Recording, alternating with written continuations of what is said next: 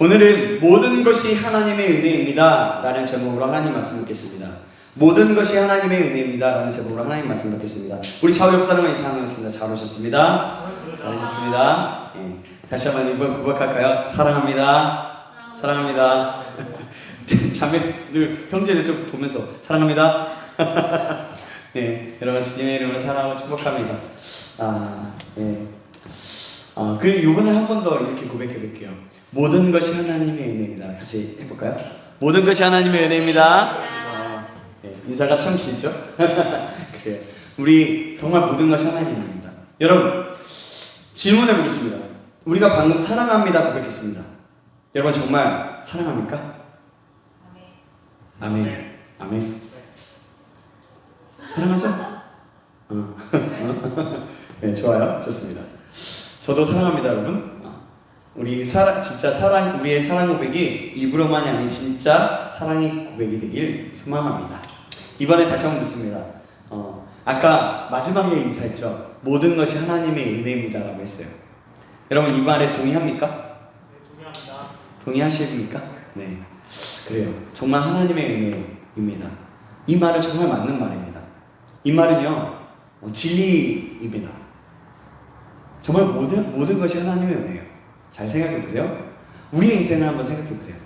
우리가 지금 이 자리에 있을 수 있는 것, 내가 하나님의 자녀된 것, 그리고 지금 부모님 밑에서 자라서 청년이 된 것, 크고 작은 일들이 많았고 이슈도 있었지만 아직 해결되지 않은 것들도 많이 있지만 지금까지 지내온 것을 생각해 보면 은혜가 아니고서는 설명이 되지 않습니다. 그럼 그렇지 않습니까? 정말 그래요. 내가 잘해서 된 걸까요? 내가 잘나서 된 걸까요? 아닙니다. 내가 잘해서 된 것은 하나도 없습니다. 없다고 봐야 돼요. 왜냐하면 모든 것은 하나님께서 다스리시고 주관하시는 주권자이신 모든 영역이 다 그런 부분이기 때문입니다. 우리가 때로는 하나님이라는 존재를 망각하고 살 때도 있습니다. 그죠? 안 그래요? 그리고 습관적으로 죄를 짓기도 하죠. 교만하기도 합니다.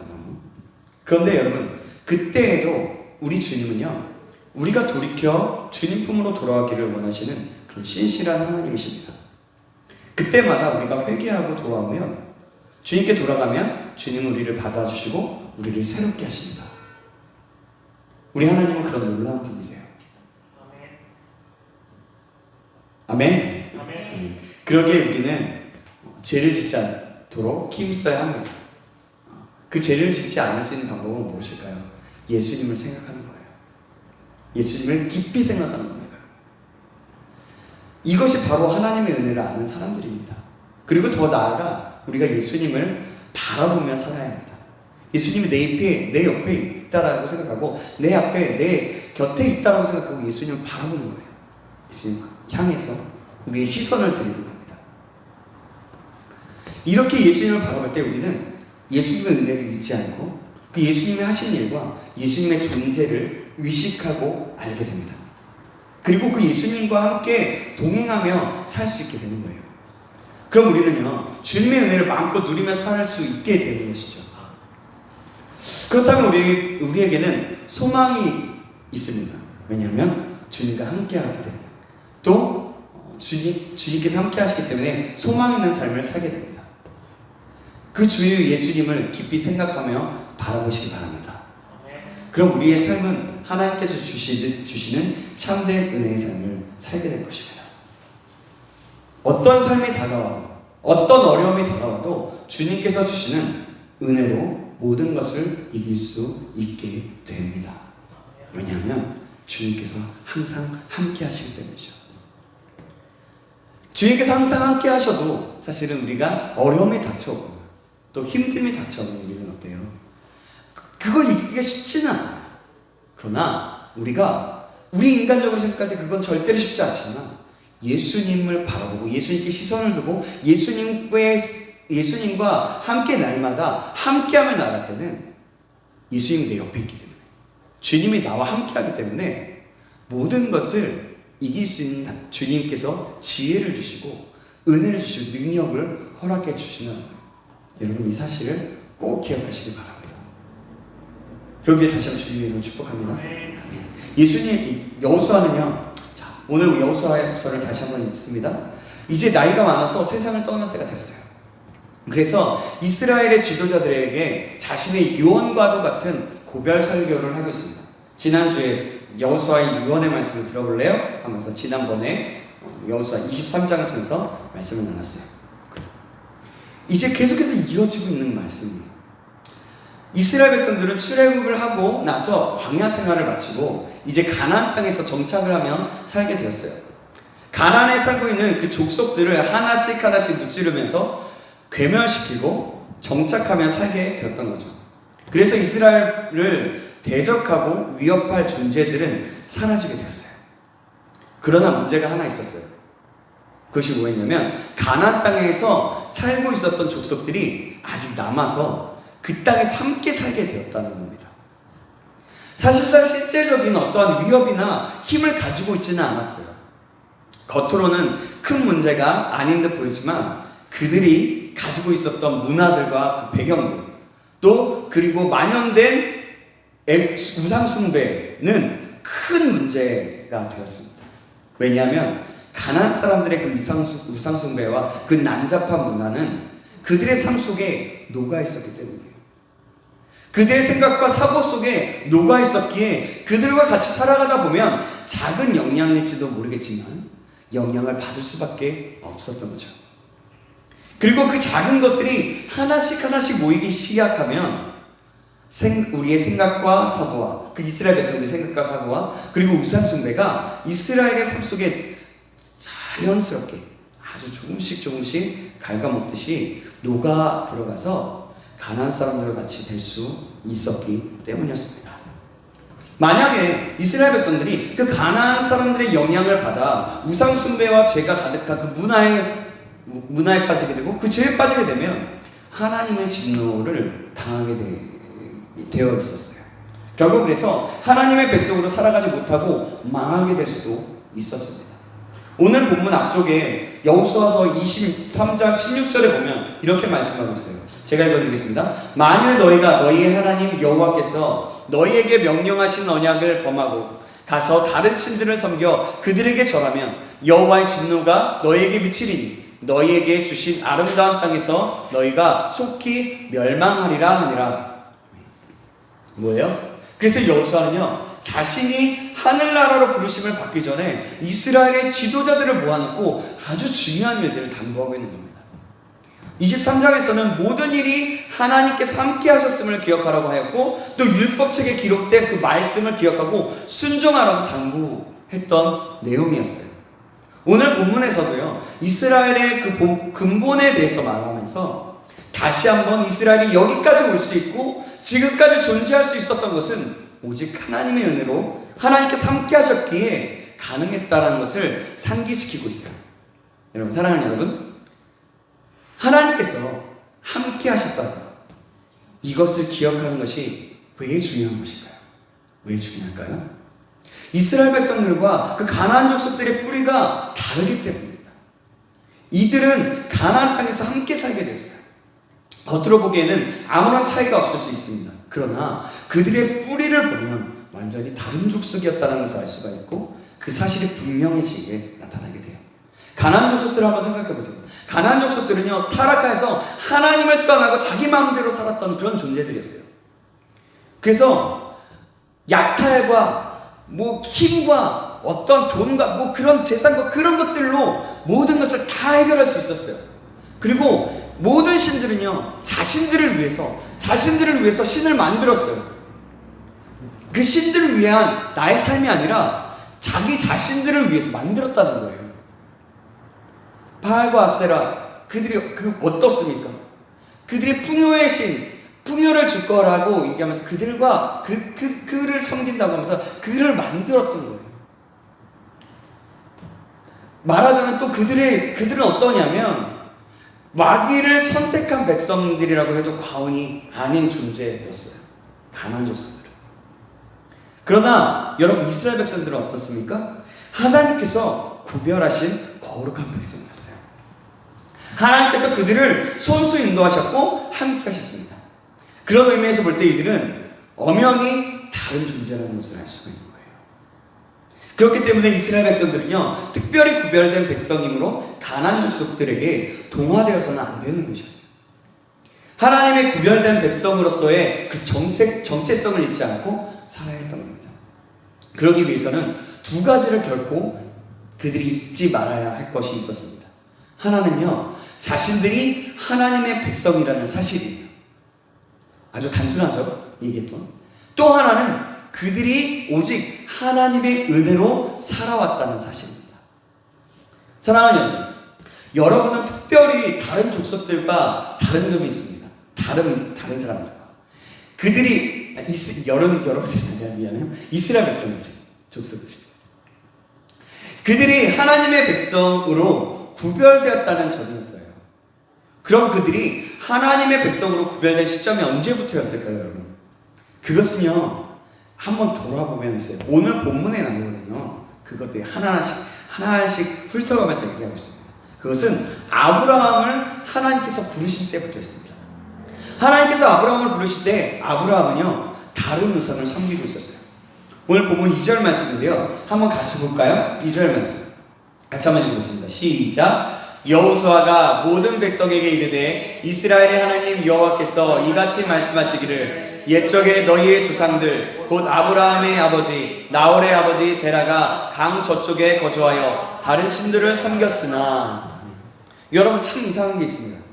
아브라함도 어떤 사람이었냐면 아버지를 쫓아서 우상을 섬기던 사람이었다는 거예요. 그런데요, 그런 아브라함을 하나님께서 택하시고 부르셨다는 거죠. 왜 그런 걸까요? 왜 그럴까요? 아브라함에게 뭔가 특별한 것이 있었을까요? 아니면 그에게 다른 사람들과 다르게 어떤 선한 것이 있었을까요? 아닙니다. 전혀 그렇지가 않아요. 아브라함은 우상들을 깎아 만드는 아버지 밑에서 자란 사람이었어요. 그렇다면 뭐냐면 우상을 함께 섬겼다는 사람이었다는 거죠. 그러면 오히려 우상을 파는 사람이었다는 거예요. 같이. 다른 사람들과 같이 우상을 섬기던 사람이었다는 거죠. 그렇게 팔았던 사람. 그런데 하나님께서는 그런 아브라함을 아무런 조건이나 이유 없이 택하여 부르셨던 거예요. 사랑하는 여러분, 여기서 우리는 하나님의 택하심과 부르심은 오직 하나님의 은혜로 된 것임을 알 수가 있어요. 특별한 이유가 없어요. 그냥 하나님이 선택하신 거예요. 아니, 그럼 다른 사람을 선택할 수도 있었던 거 아닌가요? 질문할 수도 있어요. 그래요, 맞아요. 아브라함은 왜 다른 사람을 선택할 수도 있었어요. 그런데 하나님은 우리가 보기에 특별한 이유 없이 아브라함을 골랐다는 거예요. 이것이 바로 하나님의 은혜라는 거예요. 여러분, 우리를 생각해 봅시다. 하나님께서 왜 우리를 택하여 주셔서 하나님의 자녀를 삼으셨습니까? 여러분, 이유가 뭐예요? 이유 뭔지 아세요? 부모님이나 다른 사람들을 통해서 내가 지금 이 자리에서 예배하고 하나님의 말씀을 듣고 있는데 뭔가 특별한 이유가 있을까요? 여러분이 착해서? 내가 착해서? 아니면 똑똑해서? 하나님께서 쓸만한 그런 그릇이 되기 때문에 그럴까요? 아니에요. 전혀 그렇지 않아요. 우리는 세상에서 보면 다른 사람들보다 뛰어나다는 거나 나은 점은 찾기가 사실은 힘들어요. 세상 사람들보다 나은 점이 하나도 없어요. 오히려 더 못한 면들이 많습니다. 그렇지 않나요? 저를 봐도 그래요. 뭔가 잘난 것이 없잖아요.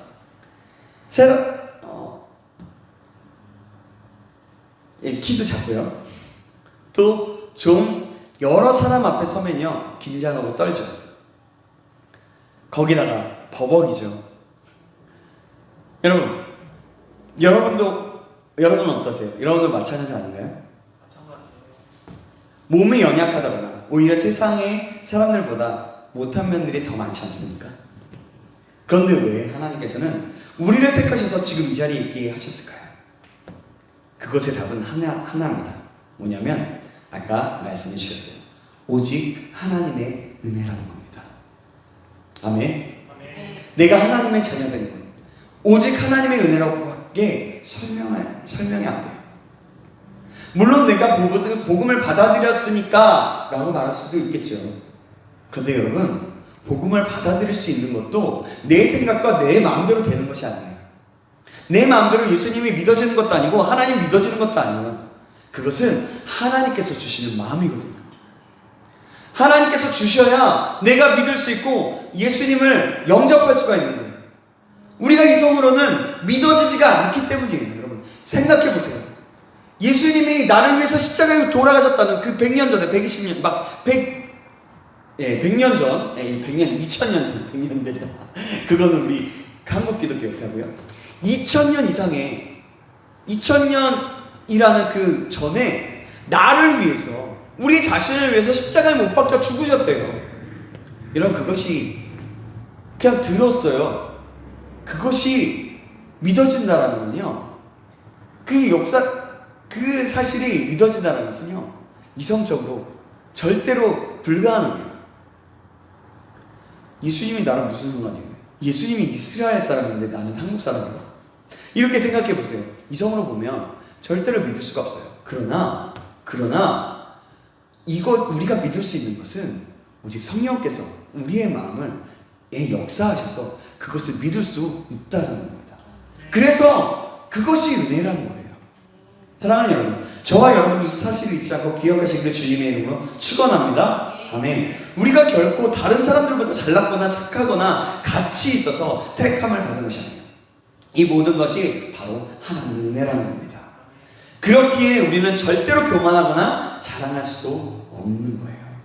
모든 것이 하나님의 은혜임을 기억하며 감사할 것밖에 없는 겁니다. 그리고 그 은혜를 주시는 것에 감사함으로 우리가 기뻐할 수 있다는 겁니다. 다시 한번 말씀드립니다. 모든 것이 하나님의 은혜임을 기억하고 감사하며 기뻐할 수 있기를 주님의 이름으로 축원합니다. 아멘. 하나님께서 은혜로 아브라함을 부르시고 그에게 약속하시면서 말씀을 주셨어요.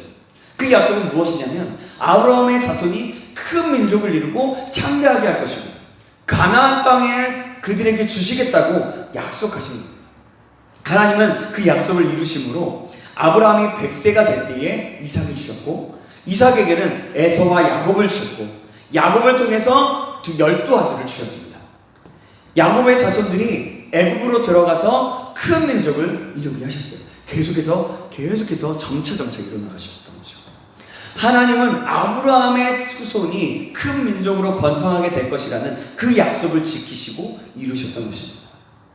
그래서 나중에는 어떻게 돼요? 그 아들들이 결국엔 이스라엘의 12지파가 되는 것입니다. 그러나 아브라함의 후손인 이스라엘 백성들은 가나안 땅을 주시겠다고 하신 그 약속이 이루어지지 않았던 상태였어요. 그때 그들이 애굽에 들어가서 큰 민족을 이루었지만 노예가 되었기 때문입니다.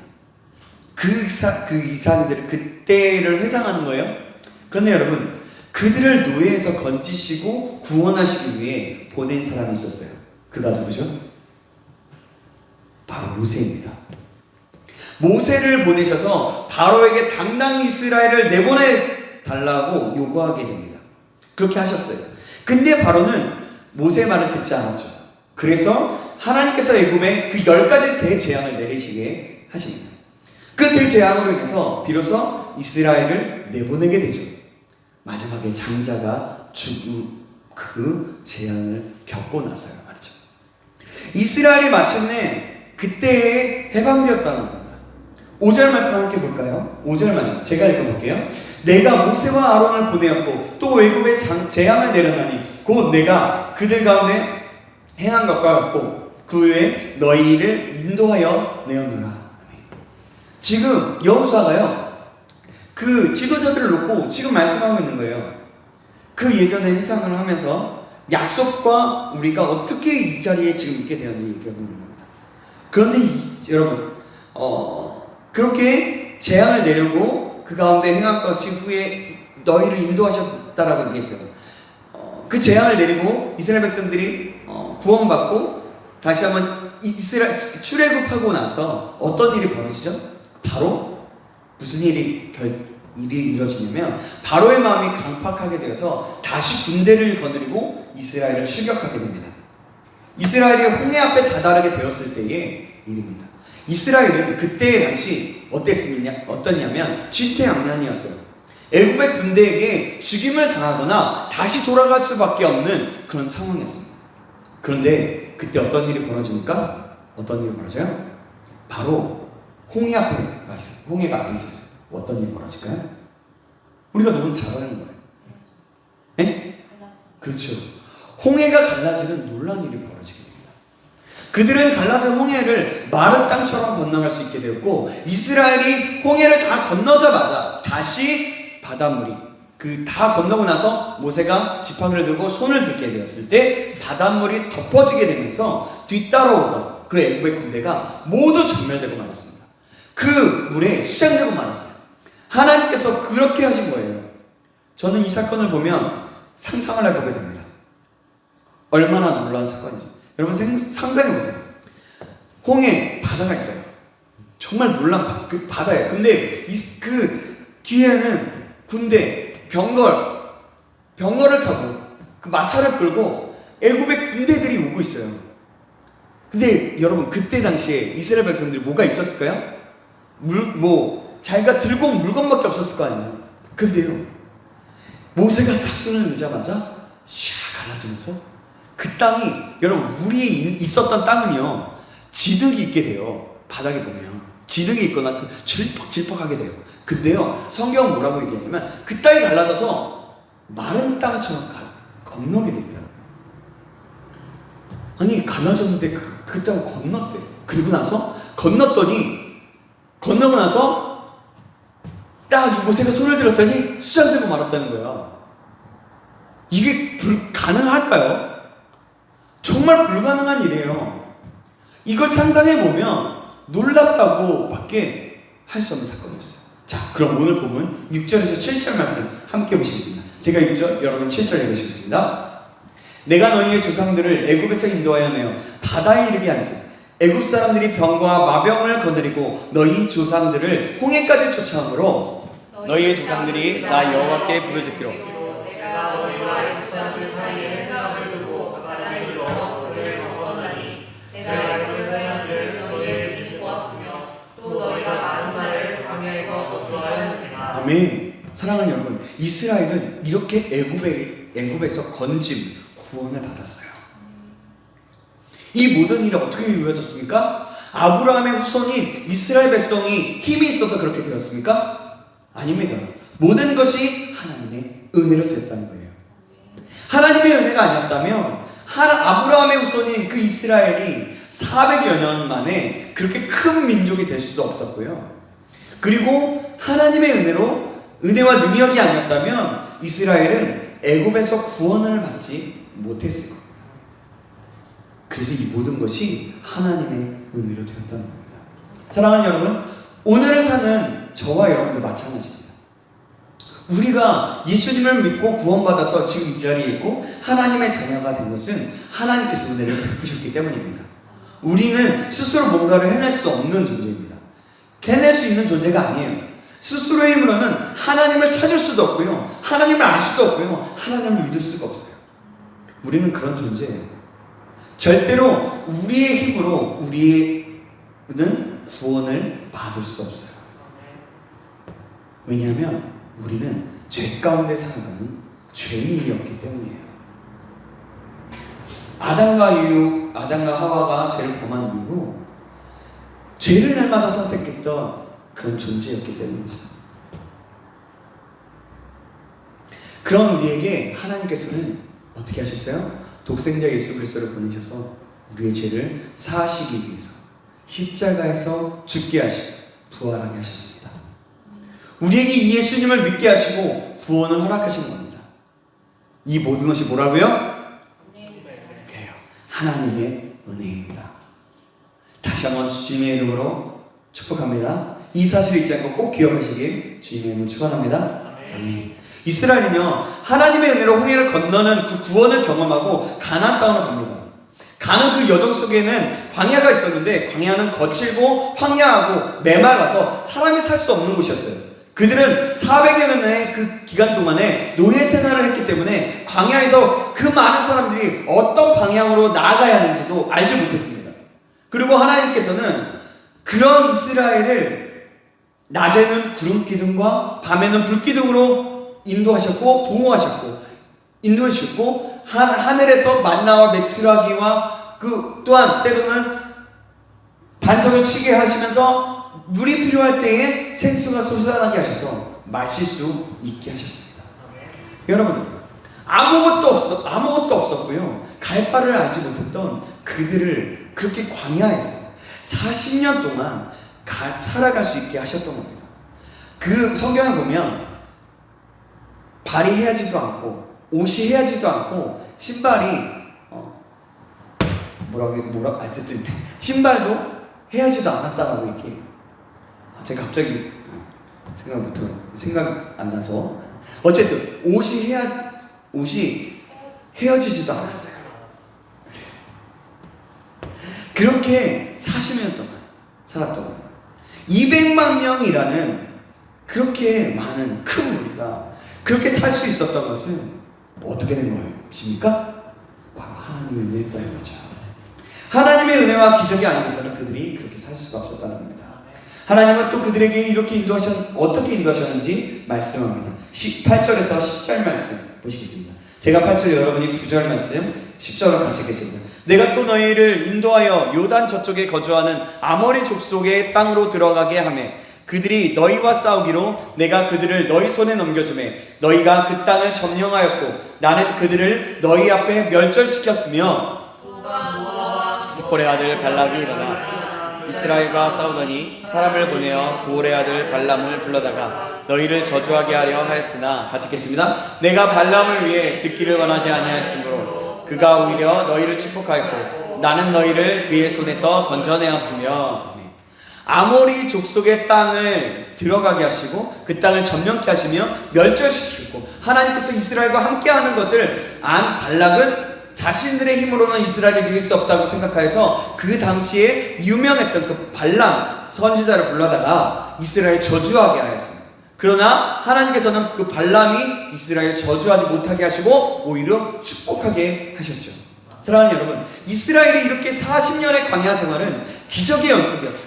이 모든 것을 무엇으로 증명합니까? 절대 증명해낼 수 없어요. 이 모든 것은 하나님께서 그들을 먹여주시고 함께 하시고 인도하셨다는 것밖에 설명할 길이 없는 거예요.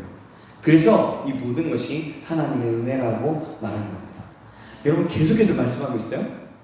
사랑하는 여러분, 지금 우리도 이 시대를 살아가는 것, 지금 마치 광야와 같은 길을 가고 있는 것이나 마찬가지입니다. 우리는 그 광야와 같은 인생길을 가고 있어요. 그 광야와 같은 세상에서 우리가 살아갈 수 있는 것, 악하고 악하다 못해 너무나도 악해져 있는 이 시대를 살아갈 수 있는 방법, 그 방법은 무엇이겠습니까? 하나님의 은혜가 아니면 이 광야와 같은 인생길을 살아갈 수가 없어요. 단 하루도, 단 한순간도 생존할 수 없습니다. 하나님의 사람으로서 단 하루도 생존할 수 없어요. 그래서 우리는 주님의 은혜를 우리가 주님의 은혜를 구하는 겁니다. 매 순간 주님께 은혜를 구해야 되는 것입니다. 생각해 보세요. 지금 시대에 지금까지 지대형 지금 이 자리에 서 있는 거 모든 것이 하나님의 은혜로 된 건 아닙니까? 여러분 어떻게 설명하겠어요?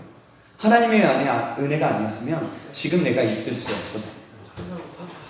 주님의 인도하심과 보호하심이 없었다면 우리는 세상 사람들과 같이 무엇인가 결핍을 채우기 위해 영혼을 올바로 채워야 할 것을 채우지 않고요.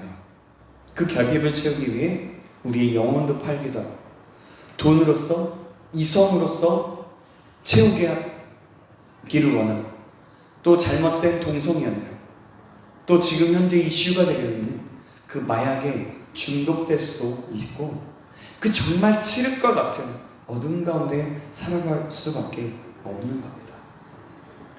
여러분 주님의 인도하시고 보호하시면 아니면 이럴 수가 없어요. 우리도 마찬가지라는 거예요. 친구가 뭔가 약품을 줬을 때 그것을 먹고 마약에 취해서 할 수 있고 몸을 팔면서 영혼을 팔면서 그렇게 살아갈 수밖에 없다는 거예요.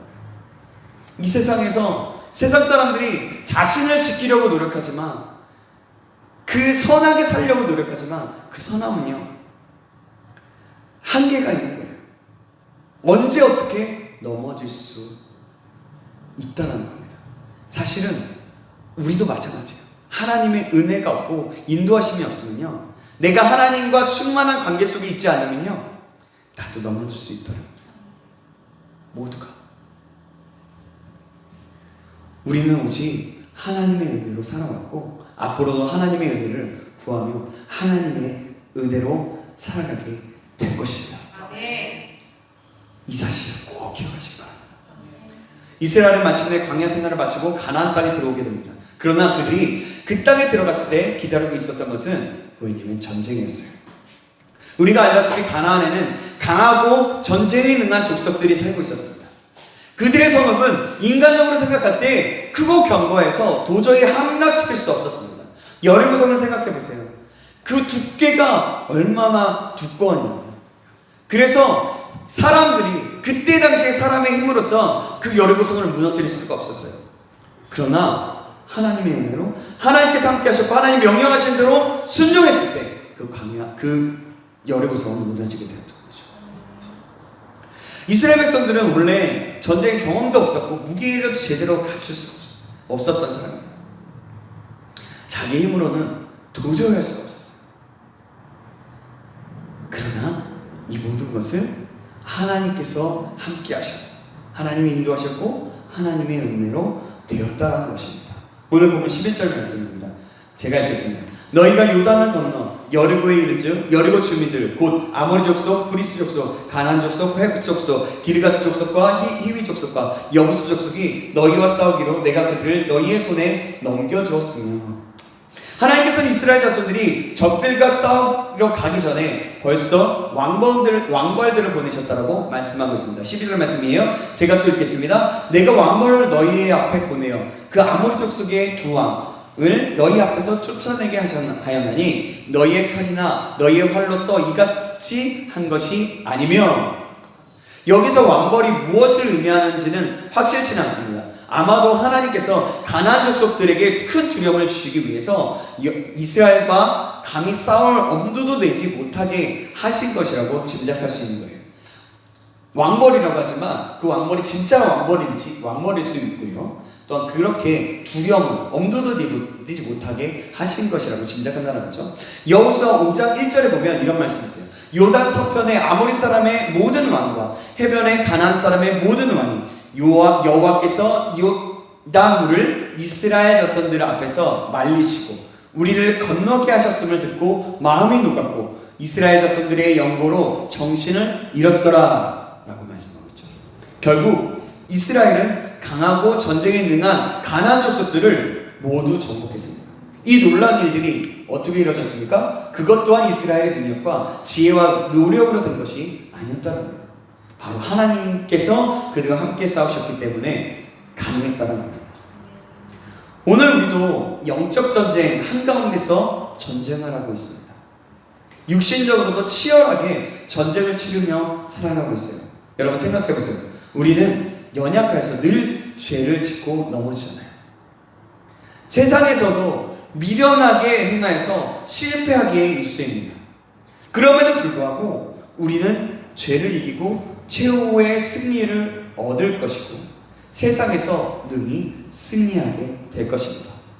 어떻게 해요? 우리가 똑딱하고 잘나서이겠습니까? 아닙니다. 하나님이 우리와 함께 하시고 오직 하나님의 은혜로 그것이 가능하기 때문입니다. 이스라엘 족속들은 오직 하나님의 은혜로 그렇게 택하신 백성이 되었고 큰 민족을 이루며 번성하게 되었습니다. 자, 13절 말씀을 같이 읽어보겠습니다. 시작! 내가 또 너희가 수고하지 아니한 땅과 너희가 건설하지 아니한 성읍들을 너희에게 주었더니 너희가 그 가운데에 거주하며 너희는 또 너희가 심지 아니한 포도원과 감람원의 열매를 먹는다 하셨느니라. 아멘. 이스라엘 백성들은요 계속 반복되지만 하나님의 은혜로 젖과 꿀이 흐르는 가나안 땅을 차지하고 살게 되었습니다. 그곳에는 그들이 살아가는 데 필요한 모든 좋은 것들이 풍족하게 준비되어 있었어요. 하나님께서 그들을 위해 준비해 놓으시려는 것들이었습니다. 그들은 가나안 땅에서 하나님의 그 풍성한 은혜 가운데 살아가게 되었던 겁니다. 사랑하는 여러분, 우리가 우리의 삶을 돌아보면 어떻습니까? 하나님의 은혜로 되었죠. 또 우리가 제자훈련을 처음 시작할 때를 기억합니까? 12주라는 시간이 그리 짧은 시간이 아니었고 오히려 더 긴 시간이었어요. 굉장히 긴 시간이었어요. 처음에 시작할 때 지금 우리의 모습은 어땠습니까? 그때의 모습은 어땠어요? 생각해보세요.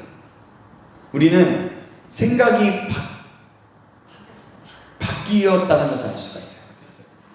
어떻게 하면 죄를 이길 수 있을까? 어떻게 하면 죄를 짓지 않고 살아갈 수 있을까? 어떻게 살아야 하는지 말씀을 통해서 나눔과 제자훈련의 그 교제를 통해서 우리는 알게 되었어요. 여러분, 얼마나 큰 은혜인지 모르겠습니다. 정말 놀라운 은혜인 거예요. 저도 제자훈련에 함께하면서 얼마나 큰 은혜를 받았는지, 그리고 얼마나 다시 한번 훈련에 임하게 되었는지 모릅니다. 제가 예전에 공동생활을 하면서 제자훈련을 했던 그때는 정말 그때 정말 저의 터닝포인트였다면 지금 제자훈련의 그 모든 시간들은요, 그 모든 것들을 다시 한번 회복되어지면서 다시 한번 주님 앞에 내가 죽고 사는 것이 어떤 것인지, 내가 예수로 사는 것이 어떤 것인지 알게 되면서 저희 세계관과 다시 한번 저희 언어와 그 많은 것들이 바뀌게 됨을 다시 한번 경험하게 되었습니다. 우리 제자훈련을 통해서 받은 은혜와 또한 우리를 변화시키시고 계시는 그 주님을 다시 한번 바라보시기 바랍니다. 이 제자훈련을 시작할 때 저는 이랬어요. 과연 잘 될 수 있을까? 고민했어요. 끝까지 과연 얼마나 몇 명이나 갈 수 있을까? 라고 생각했어요. 그렇게 고민했지만 이 모든 것은 저의 생각이었고 하나님께서 모든 것들을 은혜로 하셨다는 것을 알게 되었어요. 우리의 공동체 속에서 역사하셨던 하나님, 그리고 앞으로도 역사하셔서 우리를 새롭게 변화시키실 하나님, 진정한 제자로서 거듭나게 하실 그 하나님을 기대하며 나아갈 수 있게 되기를 주님의 이름으로 축원합니다. 아멘. 여지껏 우리를 인도하셨던 것처럼 말이죠. 이제는 우리의 삶이 정말 예수님의 사람이 되길 간절히 소망합니다.